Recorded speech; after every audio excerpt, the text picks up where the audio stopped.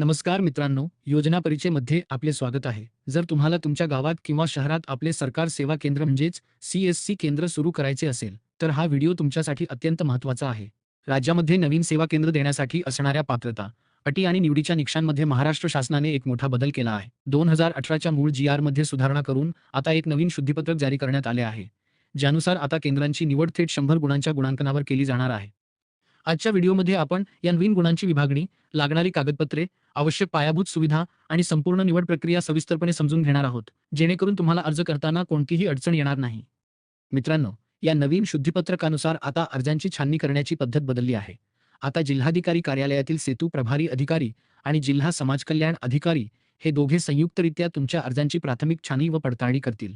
त्यानंतर हा प्रस्ताव जिल्हाधिकाऱ्यांच्या अध्यक्षतेखालील जिल्हा सेतू समितीसमोर अंतिम मंजुरीसाठी ठेवला जाईल. शासनाचा यामागचा मुख्य उद्देश असा आहे की नागरिकांना गुणवत्तापूर्ण, पारदर्शक, वेळेवर आणि विश्वासार्ह सेवा मिळाव्यात.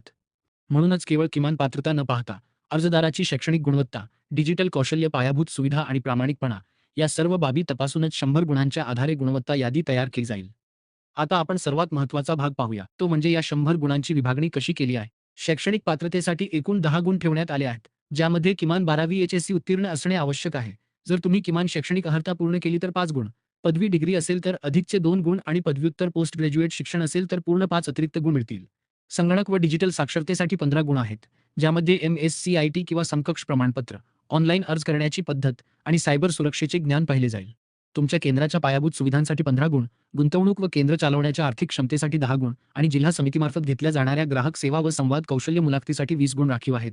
याशिवाय CSC किंवा महाई सेवा केंद्राचा पूर्वानुभव असल्यास 10 गुण, तुमच्या व्यवसायाचा आराखडा व शाश्वततेसाठी 5 गुण, सामाजिक समावेशकता म्हणजेच दिव्यांग, माजी सैनिक, महिला किंवा स्वयंसहायता गट सदस्यांना 5 गुण आणि पोलीस चारित्र्य पडताळणीसाठी 10 गुण, अशा प्रकारे ही 100 गुणांची रचना असेल. या प्रक्रियेत भाग घेण्यासाठी अर्जदाराचे वय किमान 18 वर्षे पूर्ण असावे आणि तो संबंधित ग्रामपंचायत, नगरपालिका किंवा महानगरपालिका क्षेत्राचा स्थानिक रहिवासी असावा. अर्जदाराकडे स्वतःचे आधार कार्ड, पॅन कार्ड, बँक खाते आणि वैध ओळखपत्र असणे बंधनकारक आहे. तसेच अर्जदारावर कोणताही आर्थिक गैरव्यवहार किंवा सायबर गुन्ह्याची नोंद नसावी. पायाभूत सुविधांचा विचार केला तर तुमच्याकडे किमान 100 चौरस फूट कार्यालयीन जागा असणे आवश्यक आहे. त्यामध्ये 2 संगणक किंवा laptop, laser printer, scanner, biometric उपकरण, वेबकॅम आणि वीज गेल्यास बॅकअपसाठी UPS व्यवस्था असावी. इंटरनेटचा स्पीड ग्रामीण भागासाठी किमान 10 Mbps आणि शहरी भागासाठी 20 Mbps पेक्षा जास्त ब्रॉडबँड कनेक्टिव्हिटी असणे आवश्यक आहे. यासोबतच केंद्रात CCTV, नागरिकांसाठी प्रतीक्षा कक्ष आणि बाहेर अधिकृत सेवा शुल्क दर्शवणारा मोठा फलक लावणे अनिवार्य आहे. जिल्हास्तरीय निवड समितीमार्फत अर्जदारांची जी संरचित मुलाखत घेतली जाईल, त्यामध्ये तुमच्या वैयक्तिक गुणांसोबतच व्यावसायिक कौशल्यांचे मूल्यांकन केले जाईल.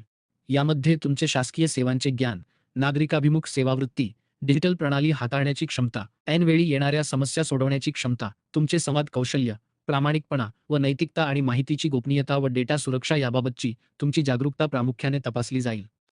निवड झालेल्या नवीन VLE ला प्रारंभी म्हणजेच सुरुवातीला 3 वर्षाचा करार दिला जाईल. पण लक्षात ठेवा, पुढील नूतनीकरण हे पूर्णपणे तुमच्या कामाच्या कार्यप्रदर्शन निर्देशकांवर अवलंबून असेल.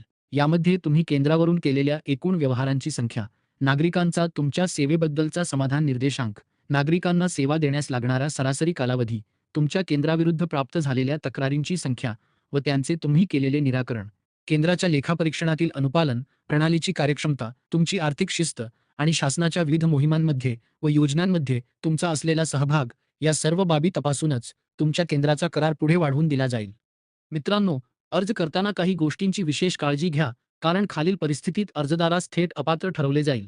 जर अर्जदाराने केंद्रासाठी खोटी किंवा बनावट कागदपत्रे सादर केली असतील, किंवा तो पूर्वी कोणत्याही शासकीय योजनेतून काळ्या यादीत समाविष्ट असेल, अथवा त्याच्यावर आर्थिक फसवणूक किंवा सायबर गुन्ह्यांची प्रलंबित गंभीर प्रकरणे न्यायालयात किंवा पोलिसात असतील, तर तो अर्जदार या प्रक्रियेतून कायमचा अपात्र ठरेल. या नवीन नियमानुसार आपले सरकार सेवा केंद्र निवडीची प्रक्रिया एकूण 10 टप्प्यांमध्ये अत्यंत पारदर्शक पद्धतीने पार पाडली जाणार आहे, ज्यामध्ये सर्वात आधी प्राप्त झालेल्या सर्व अर्जांची प्राथमिक छाननी व पडताळणी केली जाईल आणि त्यानंतर गुणांकनाच्या आधारे सर्व कागदपत्रांचे सखोल परीक्षण केले जाईल. तिसऱ्या टप्प्यात प्रस्तावित कार्यालयाची अधिकाऱ्यांमार्फत प्रत्यक्ष पाहणी, फिजिकल व्हेरिफिकेशन केली जाईल. त्यानंतर पोलीस पडताळणी, पोलीस व्हेरिफिकेशन करून 5व्या टप्प्यात जिल्हास्तरीय निवड समितीमार्फत अर्जदाराची संरचित मुलाखत घेतली जाईल. या संपूर्ण प्रक्रियेनंतर 100 गुणांच्या आधारे एक अधिकृत गुणवत्ता यादी, मेरिट लिस्ट तयार केली जाईल आणि सुरुवातीला प्राथमिक निवड यादी प्रसिद्ध करून नागरिकांकडून हरकती मागविल्या जातील. प्राप्त झालेल्या हरकतींचे योग्य निवारण झाल्यानंतर अंतिम निवड यादी जाहीर करून नियुक्ती आदेश दिले जातील. ज्यानंतर निवड झालेल्या VLE ला अनिवार्य प्रशिक्षण पूर्ण करावे लागेल आणि त्याचा 6 महिन्यांचा परिवीक्षाधीन प्रोबेशन कालावधी सुरू होईल व या 6 महिन्यांच्या समाधानकारक कार्यप्रदर्शनानंतरच केंद्राला नियमित मान्यता दिली जाईल. तर मित्रांनो, असा हा आपले सरकार सेवा केंद्र निवडीचा संपूर्ण आणि नवीन सुधारित शासन निर्णय आहे, ज्यामधील आपण सर्वच्या सर्व मुद्दे अत्यंत सविस्तरपणे पाहिले आहेत. या अधिकृत GRची लिंक मी खाली व्हिडिओच्या डिस्क्रिप्शन बॉक्समध्ये दिली आहे. तिथून तुम्ही हा GR थेट डाउनलोड करू शकता.